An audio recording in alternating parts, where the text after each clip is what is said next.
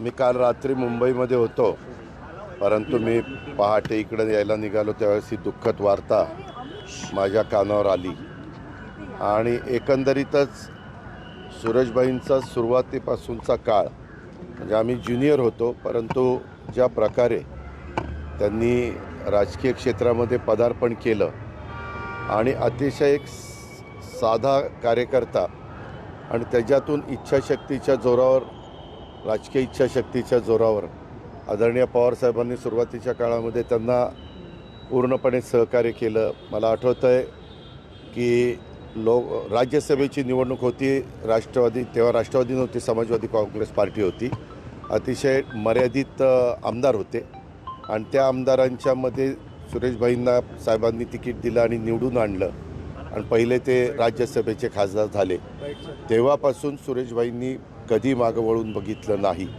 पुण्याच्या अनेक महत्त्वाच्या निर्णयामध्ये त्यांचं योगदान होतं. PV नरसिंहरावजींच्या सरकारमध्ये ते रेल्वे मंत्री म्हणून त्यांनी काम केलेलं.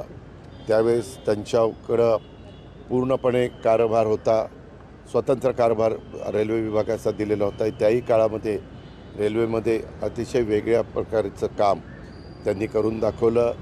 पुण्याच्या पण एकंदरीत वाटचालीमध्ये पुण्याची मॅरेथॉन असेल, पुण्याचं आपलं गणेश फेस्टिवल असेल, पुण्यामध्ये आपल्या म्हाळुंगी बालेवाडीच्या परिसरामध्ये जे क्रीडा संकुल उभं राहिलेलं त्या संदर्भातले कामं असतील, असे अनेक प्रश्न साहेबांच्या मागं लागून दिल्लीमध्ये पण ते ज्यावेळेस गेले, दिल्लीमध्ये देखील गेल्यानंतर त्यांनी एक स्वतःचा वेगळा ठसा हा उमटवण्याचं काम केलं आणि सगळ्यांची अतिशय जवळचे असे संबंध त्यांनी निर्माण केलेले होते.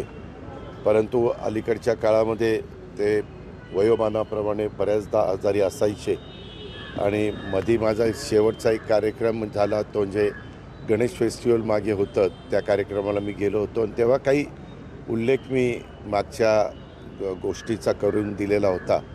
त्यावेळेस मीराबाबी यांनी पण त्याच्याबद्दल मला बोललेल्या होत्या आणि काळाच्या नियतीच्या पुढं तुमचं माझं कोणाचं काही चालत नाही. आज ज्यांनी बरेच काळ पुणे महानगरपालिकेवर, पुणे शहराच्या राजकारणावर, पुण्याच्या एकंदरीत विकासावर अनेक वर्ष काम केलं, अनेक वर्ष त्यांचा एक पगडा आपल्याला सगळ्यांना पाहायला मिळाला, ती व्यक्ती आज आपल्याला सोडून गेलेली आहे. मी व्यक्तिशः माझ्या वतीनं, आमच्या परिवाराच्या वतीनं, राष्ट्रवादी काँग्रेस पक्षाच्या वतीनं, माझ्या महाराष्ट्राच्या 13 कोटी जनतेच्या वतीनं त्यांना भावपूर्ण श्रद्धांजली अर्पण करतो आणि थांबतो. महाराष्ट्रातील सर्व बातम्यांचे विश्वासार्ह व्यासपीठ,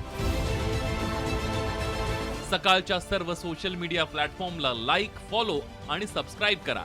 तसंच सर्व नोटिफिकेशनसाठी बेल आयकॉन प्रेस करायला विसरू नका.